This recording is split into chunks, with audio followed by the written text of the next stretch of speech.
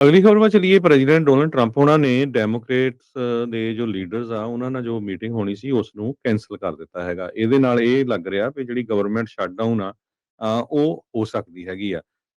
President Donald Trump ਹੁਣੀ ਇਹ ਕਹਿ ਰਹੇ ਆ ਵੀ ਜਿਹੜੇ ਡੈਮੋਕ੍ਰੇਟ ਲੀਡਰਸ ਆ, ਸੈਨੇਟ ਮਿਨੋਰਟੀ ਲੀਡਰ ਚੱਕ ਸ਼ੂਮਰ ਤੇ ਹਾਊਸ ਮਿਨੋਰਟੀ ਲੀਡਰ ਹਕੀਮ ਜੈਫਰੀਜ਼, ਇਹਨਾਂ ਨੇ ਇਹ ਮੰਗ ਕੀਤੀ ਆ ਵੀ ਜਿਹੜਾ ACA ਹੈਗਾ ਆ, ਹੈਲਥ ਕੇਅਰ ਵਾਲਾ ਬਿੱਲ, ਉਹਦੇ ਵਿੱਚ ਜਿਹੜੀ ਆ ਫੰਡਿੰਗ ਜ਼ਿਆਦਾ ਕੀਤੀ ਜਾਵੇ। ਉਹ ਕਹਿੰਦੇ ਵੀ ਮੈਂ ਕਦੇ ਵੀ ਜਿਹੜੇ ਇਲੀਗਲ ਲੋਕ ਆ ਉਹਨਾਂ ਦੀ ਫ੍ਰੀ ਇੰਸ਼ੋਰੈਂਸ ਦੇ ਲਈ ਸਪੋਰਟ ਨਹੀਂ ਕਰੂੰਗਾ। ਸੋ ਉਹਨਾਂ ਨੇ ਜਿਹੜੀ ਮੀਟਿੰਗ ਆ ਉਹ ਕੈਂਸਲ ਕਰਤੀ। ਤੇ ਕਹਿੰਦੇ ਵੀ ਡੈਮੋਕ੍ਰੇਟ ਬਿੱਲ ਦੇ ਵਿੱਚ ਉਹ ਹੈਲਥ ਕੇਅਰ ਚੇਂਜਸ ਜਿਹੜੀਆਂ ਹੈਗੀਆਂ ਆ, ਜਿਸ ਤਰ੍ਹਾਂ ਓਬਾਮਾ ਕੇਅਰ ਆ, ਕਵਰਡ ਕੈਲੀਫੋਰਨੀਆ ਦੇ ਵਿੱਚ, ਉਹਨਾਂ ਨੂੰ ਐਕਸਟੈਂਡ ਕਰਨ ਦੀ ਉਹ ਕੋਸ਼ਿਸ਼ ਕਰਦੇ ਸੀ, ਸਬਸਿਡੀਜ਼ ਦੀ।